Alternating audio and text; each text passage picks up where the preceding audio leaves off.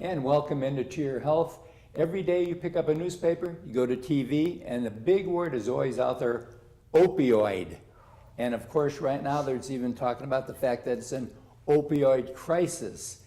It's not just a national thing, it's international, but it's right here in our own backyard in Alabama. And today we have with us Dr. Katherine Pickens from the Alabama Department of Mental Health. And they've charged you with the opioid epidemic, and we can call it an epidemic, can't we? Yes, that's in the state as well as the country. And give us a little background on it. Okay, well, so what I do at the Alabama Department of Mental Health is I oversee the funds for the STR grant. That's the Alabama Opioid Strategic Targeted Response Grant. Okay. It came out of SAMHSA. And in that role, what my responsibilities are is to make sure that persons who are underserved or unserved in the community, whether that's rural or urban, wherever they are, have access to medication-assisted treatment and other ancillary services that go along with that. The opioid crisis is not at its beginning, it's actually apexing. So it's been around for a while. Okay. And it's been growing over the years. And it is a devastating situation across our United States. And unfortunately, Alabama wears the cap right now for leading that area. Oh, I didn't realize that. What we want to do is lose that cap. Right. Why do you think that is? Is it? Why is Alabama? Yeah, but I mean, why would Alabama be leading? Is it the fact that we have more persons that are given prescription drugs to start with that wind up that way? Actually, absolutely. That's kind of where the statistics come out from, is the amount of prescriptions written per person's relations per capita.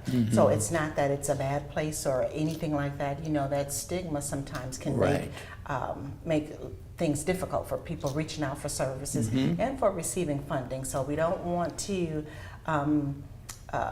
have Alabama painted in a space where it appears like, well, it's the bad place. It's not. It is not unique to any of the other states. It's just that when the latest research, the research just shows that it's kind of where a lot of the prescriptions are coming out. Well, and just recently too, in Montgomery alone, we've had 2 different doctors that have been arrested and cited for that very reason. They've been just prescription mills or pill mills. And you know, when you've got a lot of that happening, it can certainly put us #1 in that arena real quick. Well, what I'm very proud of, and yeah, so it's been happening over time, but what I'm very proud of is now there's great work coming out of the department and across the state, and we're working very hard to get information out to people and to get services out to people to help reduce those numbers, and I definitely believe it's having a great impact. What exactly is being done to keep doctors from writing so many prescriptions for opioids? Well, the biggest thing I believe is education. And so with doctors and medical professionals and other clinical professionals, I think sometimes understanding what the range of options are for what could help a person get better. So some of the medications came out, you know, when people have surgeries, when people have other complicated medical issues, those prescriptions or those drugs were used to reduce pain. And so I think in the spirit of writing the things for the correct thing, we just have to make sure that we understand that there are other options that could be used. We certainly don't want to eliminate options for people where that's the best where it's option. really the right thing. Really needed. But it's important to educate our population on the side effects, on the interactions of the different medications, and how they impact our population. Let's say I'm a family and I can't afford to go somewhere to help my child. What is available for a child who, or young person, or it could be your husband or your wife. It doesn't make it makes no difference. That's exactly what she's working on right now, it's an equal opportunity destroyer. That's right. And what options are actually available for people who cannot afford the regular avenue? Okay, so for people who are underinsured or don't have any insurance at all, indigent, they can reach out to the Alabama Department of Mental Health. They can go online. There's resources that are there for them. Our community partners across the state of Alabama have had access to this grant money, so many of them have dollars that they can utilize to help Good. this very specific population get the services that it is that they need. So you do we don't have to have money. contact mental health You can for that contact help? the Alabama Department of Mental Health, and we also have a 24-hour, 7-day-a-week helpline, right? Great. That's Great. available that anybody can call.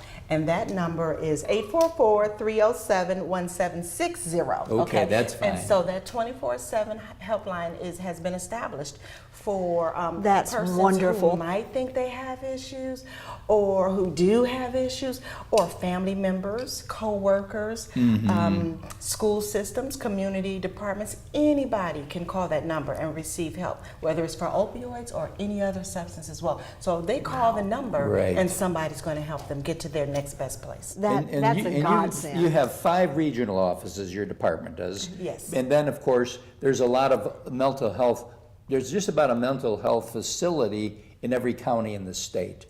Just about. Where if somebody did have a problem, they can approach them first. Yes. And that's the first line. Yes, they can Yes. approach the Community Mental Health Center or any of those agencies or organizations who work with persons with mental health or substance abuse issues. So we're Right. working on a system of care where there's no wrong door, right? So no matter where they show up in that system, then they can get the help or resources that they need to get to the next spot that they need. You said something wonderful at the beginning of this interview. You said that the opioid, we're at the apex. Apex normally means the top. That's right. So hopefully we're going across, and with the work and everything you're doing, we're on our way down. That's our goal. That's our goal, And that's absolutely. the way I see it. This is a situation that has been a crisis, Mm-hmm. but there is hope and there is help, and we're there to serve and help get that, get people what they need. And I certainly see it as an apex, and that we're on our way down, so that we can really help those. Well, thank Thank you so God. much, and Thank thank you God for the for work you. we're doing. And just Thank you. remember this, the good news, bad news. The bad news, yes, it's at epidemic stages. The good news, in the state of Alabama, we're addressing it, and hopefully it's on its way down. And we'll be right back right after this.